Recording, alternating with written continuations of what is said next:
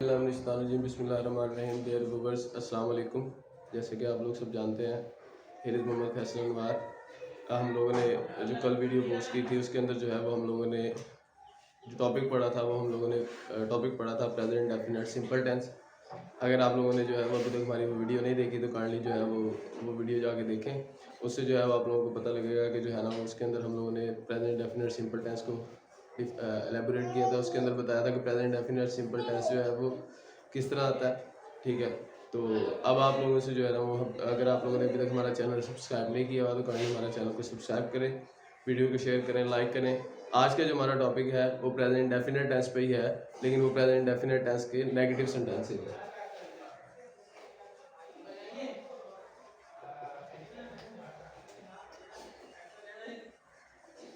यानी हमारे जो नेगेटिव सेंटेंसेस हैं, जो मनफी जुमले, इसे हम लोग मनफी जुमले कहते हैं।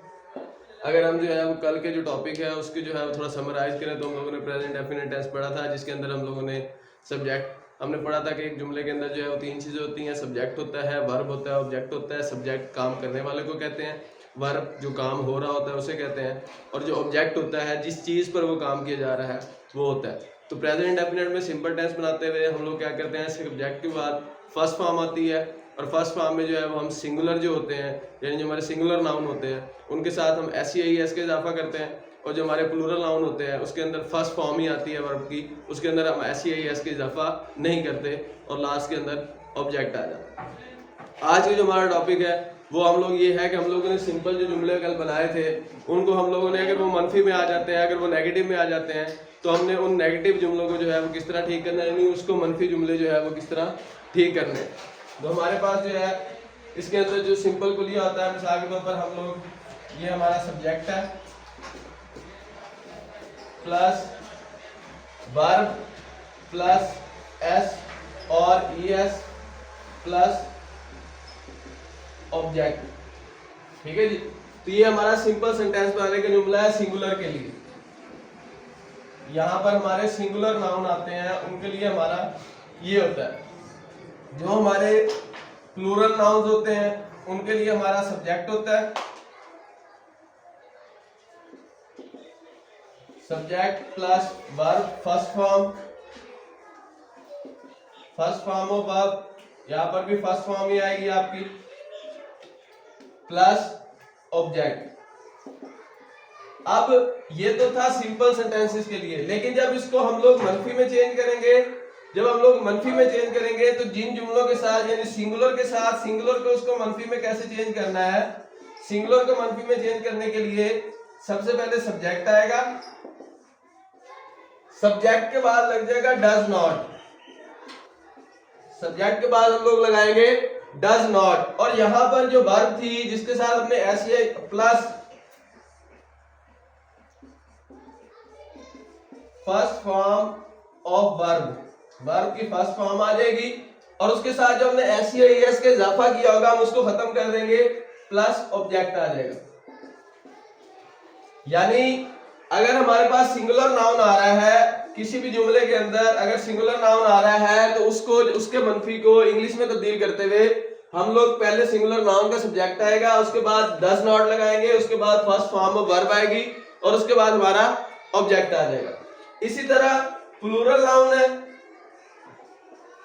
हमारे पास जो प्लूरल नाउन है उसको चेंज कर देते हुए, चूंकि हमने सिंपल बनाते हुए फर्स्ट फॉर्म के साथ एस के इजाफा नहीं किया था, हमने फर्स्ट फॉर्म के साथ चूंकि एस के इजाफा नहीं किया था तो इस वजह से डस की जगह हमारे पास डू आएगा, do not, plus first form of verb आएगी, प्लस ऑब्जेक्ट आएगा।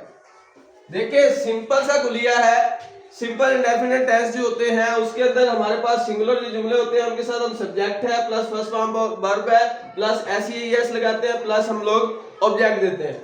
इसी तरह प्लूरल नाउन आ जाते हैं तो उसके अंदर हम सब्जेक्ट है plus first form of verb है, उसके अंदर हम एस के इजाफा नहीं करते, प्लस ऑब्जेक्ट आ जाती है। लेकिन उन्हीं को जब हम मनफी में तब्दील करते हैं, ये माइनस में तब्दील करते हैं, मिसाल के तौर पर जब हमने कल ये जुमला पढ़ा था कि असगर स्कूल जाता है, असगर गोज टू स्कूल, तो वहां पर असगर सिंगुलर नाउन था, तो इसलिए हमने गो फर्स्ट फॉर्म में उसके साथ ईएस के इजाफा किया था, तो गोज टू स्कूल बन गया था। ठीक है जी।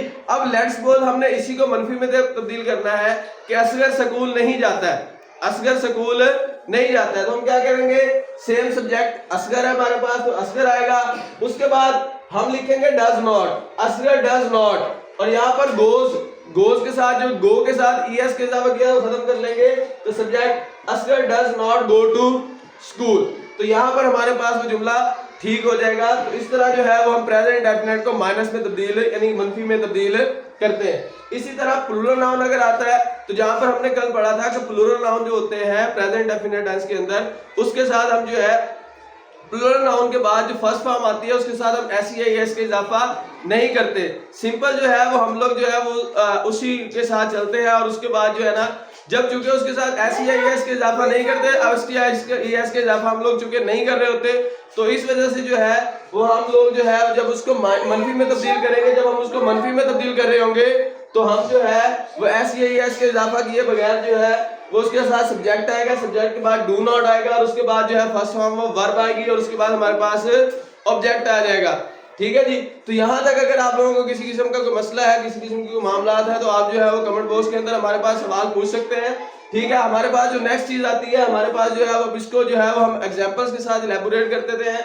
आपको चंद एग्जांपल के साथ जो है वो क्लियर कर देता हूँ, जिससे आप जो है वो मनफी जुमले बना सकते हैं। आपको उससे पता लग जाएगा कि माइनस के जुमले किस तरह बनाए जाते हैं, उसको क्लियर किस तरह किया जाता है। एक बार इसको दोबारा समराइज कर देता हूँ कि प्रेजेंट इंडेफिनिट टेंस में जब हम लोग सिंपल जुमले बनाते हैं, तो हमारे पास सब्जेक्ट आता है सिंगुलर के लिए, plus first form of verb आती है, प्लस जो है हमारे पास हम उसमें एस या एस का इजाफा करते हैं, और उसके लास्ट में हम लोग जो है सिंपल ऑब्जेक्ट को लिख देते हैं। और इसी तरह जब प्लूरल नाउन आता है, तो उस प्लूरल नाउन के अंदर हम सब्जेक्ट लिखते हैं, plus first form of verb आती है, हम एस या एस के इजाफा नहीं करते, और उसके बाद हमारे पास लास्ट पे क्या आ जाता है, ऑब्जेक्ट आ जाता है। उसके बाद जब उसको हम मनफी में तब्दील कर रहे होते हैं, जब उसको माइनस में तब्दील कर रहे होते हैं, तो सिंगुलर नाउन जो होता है उसको यानी इस सिंगुलर नाउन को चेंज करने के लिए हम सब्जेक्ट लेते हैं। सब्जेक्ट के बाद जो फर्स्ट फॉर्म ऑफ वर्ब होती है उसके साथ एस या एस के इजाफे को खत्म कर दिया जाता है, उसकी जगह पे हम लोग डज नॉट लगाते हैं, फिर फर्स्ट फॉर्म ऑफ वर्ब आ जाती है, और उसके बाद हमारे पास लास्ट पे क्या आ जाता है जी, ऑब्जेक्ट आ जाता है। उसके बाद जो है हमारे पास प्लूरल नाउन है। अगर प्लूरल नाउन को चेंज करना हो, तो प्लूरल नाउन को चेंज करने के लिए हम सब्जेक्ट लेते हैं, सब्जेक्ट के बाद हम डू नॉट लगाते हैं, plus first form of verb लगाते हैं, और प्लस हमारे पास ऑब्जेक्ट आ जाता है। तो इस तरह जो है वो हम सिंपल इंडेफिनिट टेंस को मनफी में तब्दील कर लेते हैं। तो अब हम इसकी चंद एग्जांपल्स देखते हैं।